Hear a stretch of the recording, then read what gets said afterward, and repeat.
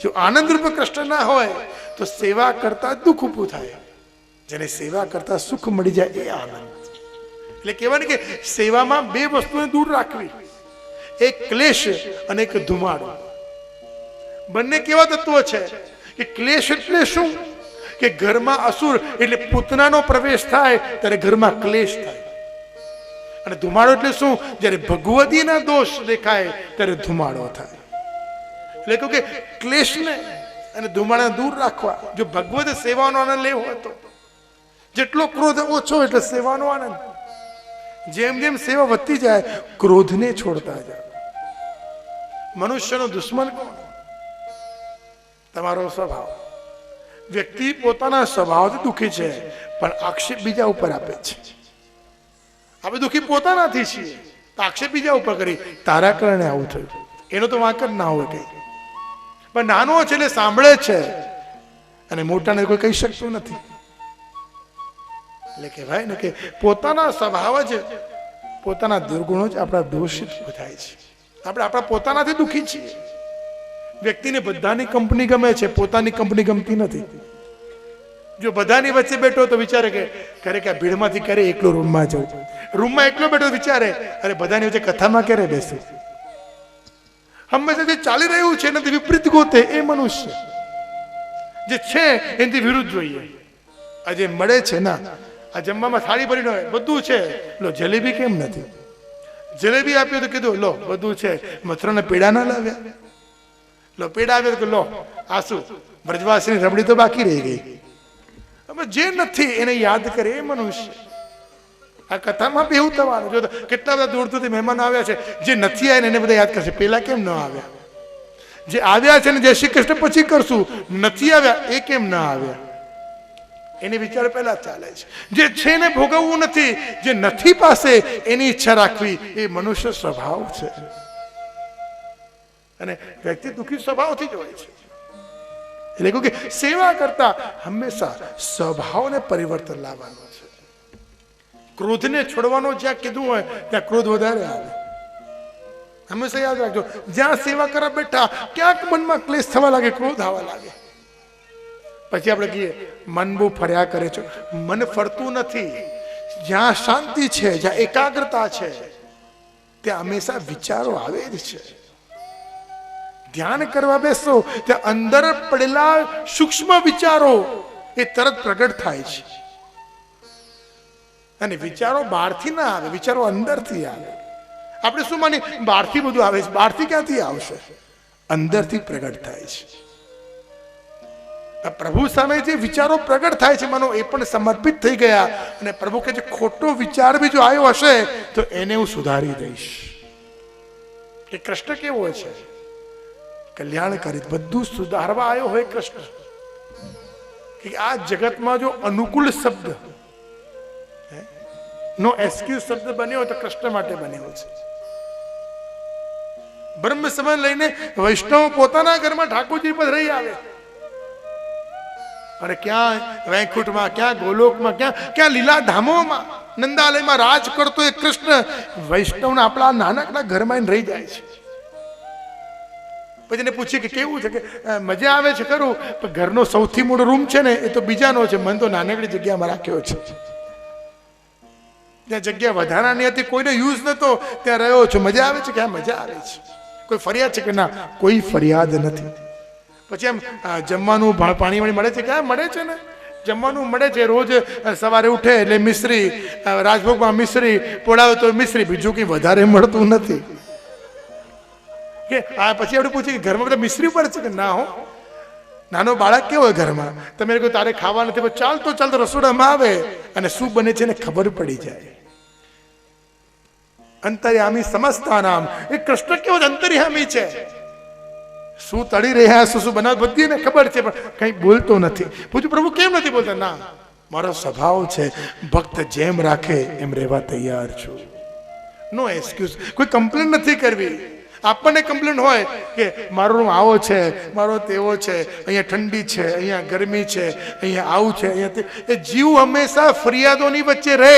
પણ એ જ ફરિયાદી વ્યક્તિના ઘરમાં જ્યારે કૃષ્ણ આવે તો કોઈ ફરિયાદ કરતો નથી. તું જેમ રાખીશ એમ રહેવા તૈયાર છું. એ પુષ્ટિ માર્ગે કૃષ્ણ. નો એક્સક્યુઝ, કોઈ કમ્પ્લેન્ટ નથી. બસ ભક્ત જેમ રાખે એના ભાવને વચને રહેવા તૈયાર છું.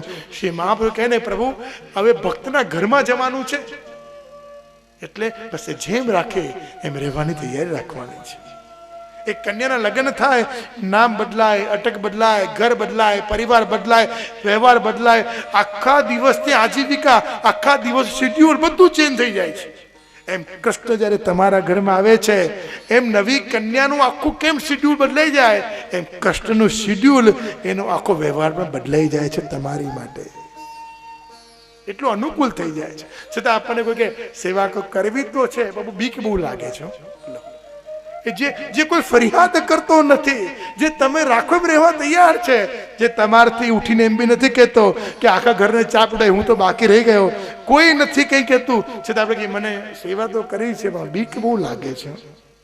હજી બીક લાગે છે. આવો ભોળો, આવો સીધો સાધો નાનકડો યશોદાજીનો લાલો તમારા ઘરે આવ્યો છે, અરે એના ડરવાનું છે? એ તો પ્રેમ કરવા આવ્યો છે. કુરુક્ષેત્રમાં પણ મોટા મોટા યોદ્ધા હતા, એ પણ કૃષ્ણથી ડર્યા નથી. એ ઉપદેશક છે, અંતર્યામી છે. કયા સમયે કયા પ્રકારનું જ્ઞાન ભક્તને આપણું જાણે છે. એટલે જ અમારા ત્યાં પુષ્ટિ માર્ગમાં સેવા શીખવાડવાના ક્લાસ નથી બન્યા. કેમ કે શ્રીનાથ જ્યાં ઘરે પધારે છે ને, એ સ્વયં સેવા શીખવાડી દે છે. એ આનંદ સ્વરૂપ છે, એ સ્વયં સેવા શીખવાડે. કોઈને બતાવવું ના પડે કે તું આમ કરજે. જે સ્ત્રી બાળકને જન્મ આપે છે, શું એને ક્લાસ ભરવા પડે કે બાળકને કેમ રાખવું? ના, માતૃત્વ આપ મેળે આવી જાય. એટલે માતાને કેવું ના પડે કે બાળકને ગોદીમાં કેમ લેવું. આપ સેવા કરે શીખવે શ્રી હરિ. તમે સેવા કરવાનો પ્રારંભ કરો, શ્રીનાથજી પોતે તમને શીખવાડી દે કે આમ સેવા કરવી. એટલે હું તો વૈષ્ણવને હંમેશા કહું કે સેવા કરવાથી કોઈ દોષ ઉભો થતો નથી, પણ સેવા નહીં કરવાથી આપણે આપણા જે ફલ પ્રાપ્ત થયું છે એનાથી દૂર રહીએ છીએ. દરેકને સેવ્ય કરવાની સેવા કરવાનો અધિકાર નથી, પણ પુષ્ટિ ભક્તોને અધિકાર છે. અને આપણે ગભરાઈને, ડરીને, ક્યારે અનુકૂળતાના નામે, ક્યારે ડરના નામે, ક્યારે અપ્રસતા નામે, ક્યારે સમયના નામે કેટલા બધા બહાના કરીને અંતમાં કષ્ટ દૂર રહીને પોતે લાભથી વંચિત રહ્યા છે. એટલે કષ્ટથી જોડાવાનું છે, કષ્ટ દૂર થવાનું નથી. વિશ્વોત્પત્યાદિ હેતવે પાલક સર્જક કોણ છે? કૃષ્ણ સ્વયં છે. સર્જન પણ તે કરે, પાલન પણ કરે ને વિસર્જન પણ કરે. સર્જન કરે એનો પણ આનંદ, પાલન કરે એનો પણ આનંદ, વિસર્જન કરે એનો પણ આનંદ છે. એટલે કહ્યું તાપત્રય વિનાશાય. ત્રિવિધ તાપોને દૂર કરનાર કોણ? એ પણ કૃષ્ણ છે. જીવનમાં જ્યારે દુઃખ આવે, બસ એક જ ઉપાય છે, પરમાત્માનો આશ્રય. જગતના બધા આશ્રય છૂટી શકે, પણ પરમાત્માનો આશ્રય ક્યારે છૂટતો નથી. એટલે સદાય એને પકડી રાખો. એક કાકા ટ્રેનમાં બેઠા ને બેગ ખોવાઈ ગઈ. બધા યુવાનોને પૂછે, ભાઈ મારી બેગ ક્યાંક દેખાય છે ખરી? કે ના. છેલ્લે યુવાને કહ્યું કે હા, કાળા કલરની બેગ મળી છે, પણ સાબિતી શું કે તમારી છે? જો આ કલયુગનો પ્રભાવ. કલયુગમાં આપણી જ વસ્તુ આપણે લેવી હોય તો સાબિતી આપવી પડે. સાબિતી છે ભાઈ, આમાં જો બેગ ખોલીશ ને તો કૃષ્ણનો ફોટો ચિત્રજી મળશે. યુવાનોએ બેગ ખોલીને ભગવાન કૃષ્ણનો ફોટો મળ્યો કે સારું, હા બેગ તમારી જ છે. યુવાને પૂછ્યું કે કાકા આટલી મોટી બેગમાં આટલો મોટો ફોટો મૂક્યો છે, કેમ એવું? કાકા કે શું કહો? યુવાન હતો, આહા એટલો રૂપાળો તો પોતાનો ફોટો મૂકતો. પછી પ્રેમ થયો તો જેની સાથે પ્રેમ થયો કન્યાનો ફોટો મૂક્યો. એ જો લગ્ન થયા તો લગ્નનો ફોટો મૂક્યો. બાળક થયું બાળકનો ફોટો મૂક્યો. પણ જે જેના ફોટા મૂક્યા એ બધા મારથી દૂર ગયા. છેલ્લે ગુરુએ શીખવાડ્યું, એક તારાથી દૂર સદાય માટે ન જાય, એ કૃષ્ણ છે. એટલે કૃષ્ણનો ફોટો જ્યારથી મૂક્યો છે ક્યારે દૂર ગયા નથી. આ સંસાર છે. જો સાધવો છે તો કૃષ્ણ છે. એકને સાધો બધા સધાઈ જાય છે. એટલે કહ્યું શ્રી કૃષ્ણાય વયમ નમઃ. પ્રભુ સર્વ સમર્થો હોય, સર્વ સામર્થ્યવાન કૃષ્ણ છે. સ્તુતિ કરી રહ્યા છે, હે પ્રભુ અમે આપને શરણે છીએ. હે પ્રભુ અમે આપના છીએ. ગોપી ગીતમાં ગોપીઓ પણ સ્તુતિગાન કરતા કહે છે ને, પ્રણત દેહી રામ, હે પ્રભુ અમે આપના છીએ, આપનાથી દૂર નથી. હે શ્રીનાથજી અમે આપના છીએ. ભગવાનની જરૂર પહેલા કરતા આજે વધારે છે. દરેકને ભગવાનની જરૂર છે. મનુષ્યની અંદર કામ, ક્રોધ, લોભ, મોહ, મત્સર 5 મુખનો માનવી છે આજે. અને એ 5 મુખોને જો દૂર કરે તો ભાગવત બી શ્રવણ દૂર કરે છે. એટલે જ કહ્યું ને કે આજના સમયમાં સૌથી વધારે જરૂર છે તો ભાગવતજીની છે. જોડવાની જરૂર છે. સમાજને, પરિવારને, સ્નેહીઓને, સંબંધોને જો કોઈ જોડી શકે તો ભાગવત જોડી શકે છે. અને એટલે જ આ કલયુગમાં શ્રીમદ ભાગવતજીની ગાથા સદાય પ્રચલિત છે. કંદરામાં બેસીને ભાગવત શ્રવણ કરવાનો અવસર, આ કોઈ લૌકિક કે વ્યવહારિક પ્રસંગ નથી. આ તો ભાગવત ઉત્સવ છે. પરીક્ષિતે પાપ કરીને વિચાર કર્યો, અરે મારી શું ગતિ થશે? સામર્થ્યવાન ગુરુ મળ્યા છે. જીવનમાં જેને સામર્થ્યવાન ગુરુ મળી જાય અને જ્યાં ગુરુના ચરણો ઉપર સંપૂર્ણ આશ્રય દ્રઢ થઈ જાય, પછી એને કોઈ પ્રકારના જીવનનો ભય નથી રહેતો. મૃત્યુને મહોત્સવ બનાવી દીધો છે. જો જન્મ તો ગમે તેમ લેવાઈ જાય, પણ મૃત્યુથી ઓળખાય છે કે એનું જીવન કેવું હતું. જન્મ તમે ગમે ત્યાં લઈ શકો છો, જન્મ આપવો લેવો એ તો પ્રભુને આધીન છે. પણ મૃત્યુ કેવું અને મૃત્યુ કેમ સુધારવું એ મનુષ્યને આધીન છે. અંત સમયમાં કોનું સ્મરણ કરવું એ મનુષ્યને આધીન છે. એટલે કહું કે ભાગવત જે શ્રવણ કરે, જો અંત સમયમાં પ્રભુ નામ લેવાનું ભૂલી પણ જાય તો ભગવાનને યાદ અપાવે કરે, જીવ તે મારું ભાગવત શ્રવણ કર્યું છે, મારું નામ લેવાનું ભૂલતો નહીં, એને ભાગવત કહેવાય.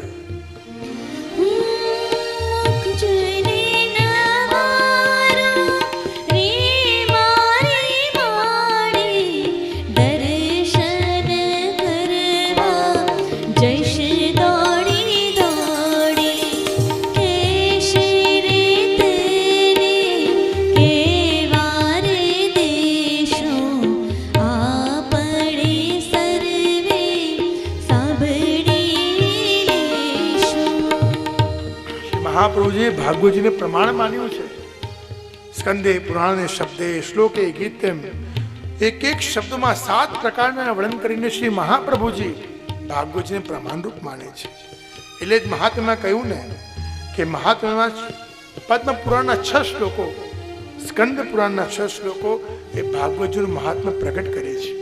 અને મહાત્મા ન જાણ્યું તો શું જાણ્યું? એટલે કહ્યું ને કે મહાત્મા એટલે શું? કે પ્રભુની જે વિવિધ લીલાઓમાં પ્રવેશ કરી રહ્યા છીએ એ પ્રભુ કેવા છે. ઐશ્વર્ય, વીર્ય, શીશ, જ્ઞાન, વૈરાગ્ય 6 ધર્મો જેમાં બિરાજમાન છે. પંચ મહાભૂત, પૃથ્વી, જલ, વાયુ, તેજ, આકાશ, 5 પંચ મહાભૂત જે ઉત્કર્ષ કરે છે. 4 માધુરી જેના હૃદયમાં ફરી રહી છે એવો કૃષ્ણ, અને એવા કૃષ્ણનું આ શ્રીમદ ભાગવત એના ગુણગાન ગાવાના છે.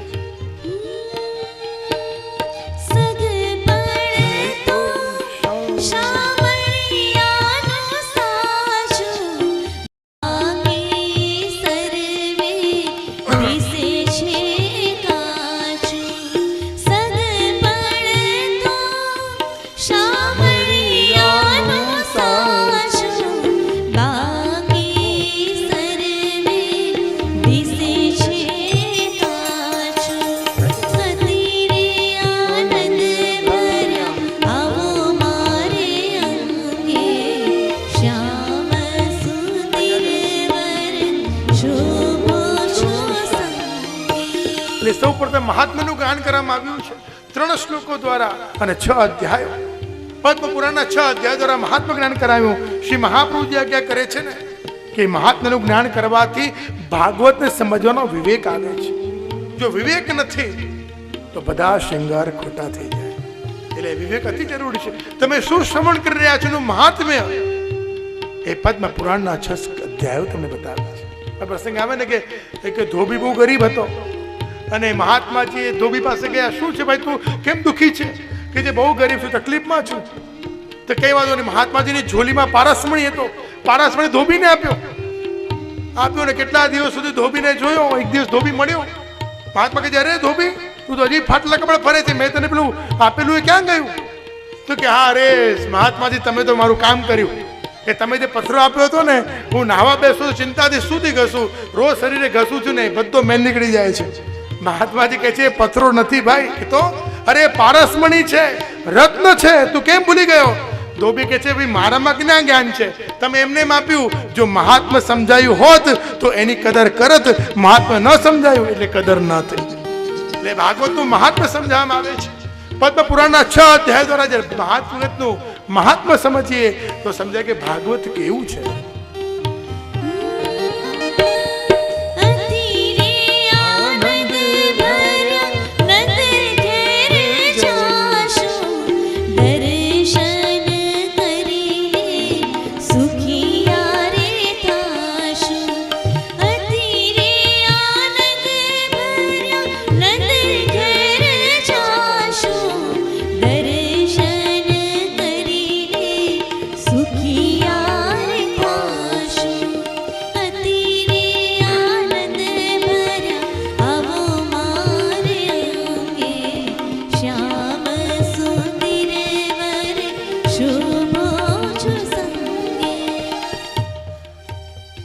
જેના જીવનમાં પ્રભુનું વર્ચસ્વ હોય એ જ સાચો ભક્ત કહેવાય. ભક્ત અને ભગવાનનું મહાત્મ્ય એ ભાગવત બતાવે છે, ભવસાગરને પાર કરે છે. આ કેવી ગાથા છે! કહ્યું ને કે કોઈ સૂઈ પણ ગયું હોય તો પણ એનું કલ્યાણ છે. નૌકામાં બેસીએ, વિશ્રામ ઘાટે નાવમાં બેઠા ને આંખ લાગી ગઈ, પણ આંખ લાગી જાય તો શું પાર ન થવાય? થોડી ક્ષણો થાય ને ખલાસ કહે અરે જાગો, સામે પાર આવી ગયા. એમ થોડી ક્ષણ થશે તમને કઈ ઉઠાડશે, અરે ઉઠો ભાઈ ઉઠો, આ તો કથા વિરામ થવા આવી છે. આપણે 7 દિવસ જાગીએ કે શું જઈએ, ભવસાગર પાર થવાના છીએ. કે નામ કેવી છે, ખલાસી કોણ છે, કોના ગુણગાન છે? ત્યારે સ્વયં પ્રભુના ગુણગાન હોય, ગિરાજીની કંદરામાં બેસીને હોય, અષ્ટ સખા ત્યાં બેસીને નિત્ય કીર્તન કરતા હોય. આજે એ સ્થાને આપણને બેસવા મળ્યું છે, જ્યાં ઇન્દ્ર સુરભી ગાયનું રૂપ લઈને જ્યાં પ્રગટ થયો છે, એવા સુરભી કુંડ ઉપર આપણને બેસવા મળ્યું છે.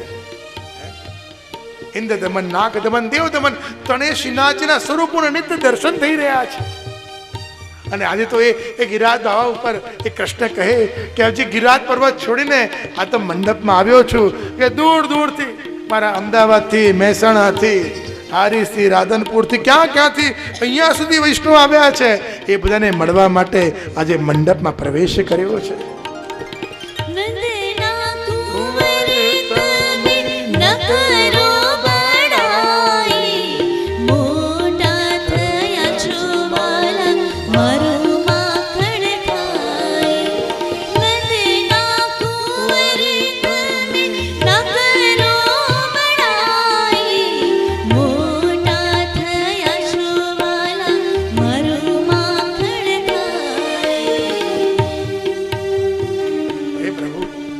કેવી છે એટલે તો કહ્યું ને કે પ્રભુ આપની લીલાઓ તો આપ જ જાણો.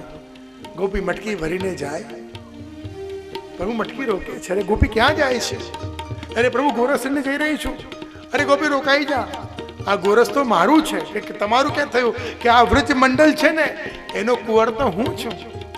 ગોપી કહે કે ગોરસ નહીં આપું. કનૈયો છે. ગોપી જેટલી જિદ્દી ભગવાન પણ જિદ્દી. ગોપી હટ કરી, કૃષ્ણએ પણ હટ કરી.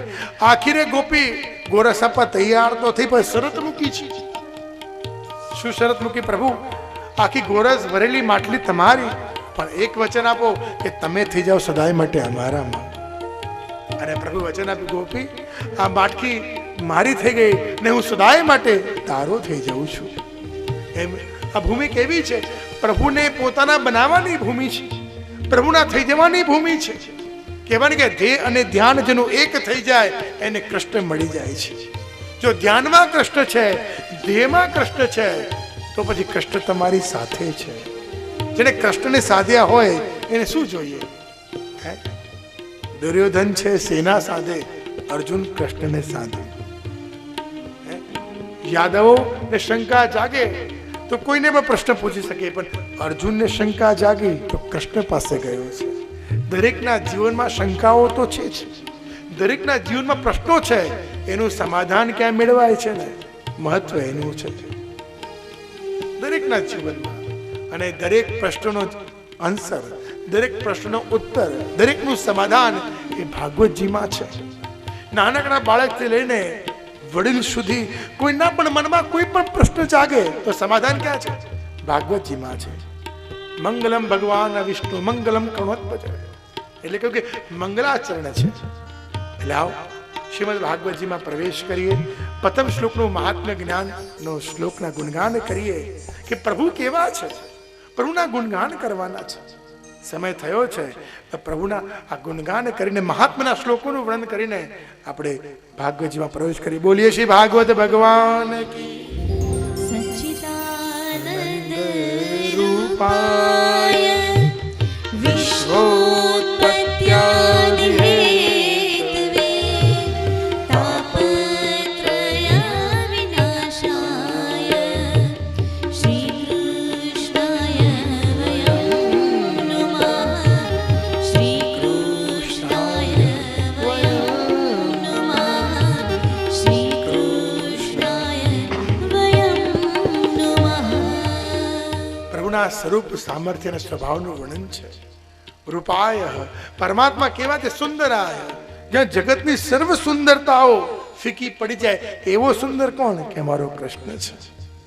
તેની સામે જોઈને એવું લાગે કે પ્રભુ હવે તમારા થઈ જઈએ. લાલનના દર્શન કરી તો કેવું લાગે કે લાલન અમને બોલાવી રહ્યા છે. સતચિત અને આનંદ, આ ત્રણને વિવિધ સ્વરૂપો અને વિવિધ સ્વરૂપોનો દર્શન. મંગલાચરણ. શ્રી બ્રહ્માજી સૃષ્ટિના સર્જક છે, પણ સૃષ્ટિને સર્જવા માટે દૂર દૂરથી સામગ્રી એકઠી કરી છે. પણ કૃષ્ણ કેવા સર્જક છે કે જે દૂર દૂરથી કોઈ સામગ્રી એકઠી કરી નથી, પોતાના સ્વયં ભીતરમાંથી જ પ્રગટ કર્યા છે. સત સર્જન કરનાર એ કૃષ્ણ છે. પોતાની અંદરથી જ સર્વ સૃષ્ટિની લીલાઓને પ્રગટ કરી છે. સમગ્ર સત્તાના અધિપતિ એ પોતે નાયક કૃષ્ણ છે. કે આ મનુષ્ય શરીર કેવું છે? પ્રભુ આપણને પણ પોતાની અંદરથી પ્રગટ કર્યા. એટલે કે ભાઈ આપણે અંશ અને ભગવાન અંશી છે. અને પૃષ્ટિ ભક્તો પ્રભુના શ્રેયની સૃષ્ટિ છે. અને આજે પણ વૈજ્ઞાનિકોને કહીએ કે ભાઈ ભગવાને જે મનુષ્ય બનાવ્યો છે શું તમે બનાવશો? આજે પણ વૈજ્ઞાનિકો રોબોટ બનાવી શક્યા પણ મનુષ્ય નથી બનાવી શક્યા. એવું સર્જનહાર એ કૃષ્ણ છે. પ્રભુ બધું જ જાણે છે છતાંય મૌન રહે છે. સજીવ સૃષ્ટિ, ચિદ સૃષ્ટિ, ત્રીજું આનંદ તત્વ સૃષ્ટિ. પ્રભુ કેવા છે? આનંદ સ્વરૂપ છે. કોઈ આપણા વખાણ કરે તો આપણે પ્રસન્ન થઈ જઈએ. તો જેને આપણને બનાવ્યા છે કોઈ એના ગુણગાન કરે તો અતિ પ્રસન્ન થઈ જાય. એકાદશ ઇન્દ્રિયો જ્યાં એક તરફ વળી જાય ત્યારે આનંદની પ્રાપ્તિ થાય છે. રસાનામ સમૂહ રાસ. જ્યારે એકાદશ ઇન્દ્રિયો પ્રકૃષ્ટગામી બની જાય ત્યારે રાસનો આનંદ પ્રાપ્ત થાય છે. આત્મ મનોસ્તુ કામાય. મન હંમેશા કામમાં જોડાયેલું છે. આનંદ તત્વ સુખને ગોતવા પ્રયત્ન કરે છે. અને એટલે કયું રૂપ છે? રૂપાય સાકાર બ્રહ્મ સ્વરૂપ. પ્રભુ કેવા છે? વ્રજના કૃષ્ણ કેવો છે? સાકાર બ્રહ્મ છે. એટલે એક એક લીલાઓને પ્રકટ બતાવનારો, એક એક લીલાને પ્રકટ દર્શાવનારો છે. ગિરિરાજની પરિક્રમા કરીએ કે ગાયના દર્શન થઈ જાય લાગે ગાય રૂપી કૃષ્ણ આવ્યો છે. સર્પના દર્શન થાય માનો સર્પ રૂપે આજે પ્રભુએ ઝાંખી કરાવી છે. વ્રજનો કૃષ્ણ કેવો છે? પોતે પ્રગટ બિરાજે છે, એનું દર્શન ક્યાંક ને ક્યાંક કરાવી દે. વ્રજની પનિહારીઓ પનખટ ઉપર ઘડો ભરવા જાય ત્યાં શું દેખાય? પનિહારીઓ બીડાથી જલને ખેંચતી હોય, સામે કૃષ્ણ દેખાય. અરે ગોપી કહે, એ કનૈયા અહીંયા આવો. કનૈયો ભાગતો ભાગતો આવે, પૂછે અરે ગોપી શું છે? સાંભળ, આ ઘડો છે ને માટલું બહુ વજનદાર છે, ચલો માથે મૂક અને મારા ઘરે મૂકી જા. કૃષ્ણ કહે હું તો નાનો છું, મારાથી મત ના ઉઠે, ઉઠાવ અને મારા ઘરે મૂકી જા. અને એ જ કનૈયો પોતાના માથે ગોપીની ભરેલી મટકી મૂકે અને ગોપીના ઘર સુધી મૂકી આવે. અને કેવી રીતે ચાલે કે ભાઈ ઠુમક ઠુમક કષ્ટ ચલત હૈ, ઠુમક ઠુમક કષ્ટ ચાલે. અને પગમાં જે નુપુર ધારણ કર્યા છે ને એના રૂમઝુમ અવાજ પણ આવે. અને ગોપીનું ઘર આવ્યું, મટકી મૂકી. કનૈયો કે છે ગોપીને હવે હું જાઉં? ગોપી કે હા મારું કામ પતી ગયું, ચૂપચાપ નીકળી જાય, ઘરે જા તારા. કનૈયો કે છે અરે પણ આટલી બધી મહેનત કરી મને કઈ નહીં મળે, કે શું જોઈએ છે? કન્યો કે એમ તો મને કઈ જોઈતું નથી, પણ સાંભળ્યું છે કે તારા ઘરે માખણ સારું આવે છે, તું છાસ સારી બનાવે છે. છછૈયા છાસ કે लिए भी कन्हैया नाचत है, नाचत कृष्ण नचावत गोपी. અને ત્યાં ગોપી કે અચ્છા હવે ખબર પડી તે માટલી કેમ ઉઠાવી હતી, માખણ માટે ઉઠાવી હતી ને? કે હા હવે તો માખણ મળવું જોઈએ ને. જો એક શરતે માખણ આપું, કે શું? કે પેલા નાચીને બતાવ. ભગવાન કે જો નાચી તો લઉં પણ પછી તું માખણ ન આપે તો? કૃષ્ણ કે છે જો સાંભળ, એક કામ કરી કે શું કે તારું પણ રહી જાય ને મારું પણ રહી જાય, વચ્ચેનો રસ્તો કાઢીએ. કે શું થાય? તું એક ચમચી માખણ ખવડાવ, હું એક ઠુમકો લગાવું, તો 2 ચમચી માખણ ખવડાવ, હું 2 ઠુમકા લગાવું, તો માખણ ખવડાવતી જાય અને હું નાસ્તો જોઉં. એમ ગોપી પ્રભુને માખણ ખવડાવતી જાય અને પ્રભુ નૃત્ય કરતા જાય, નૃત્ય કરતા જાય, નૃત્ય કરતા જાય.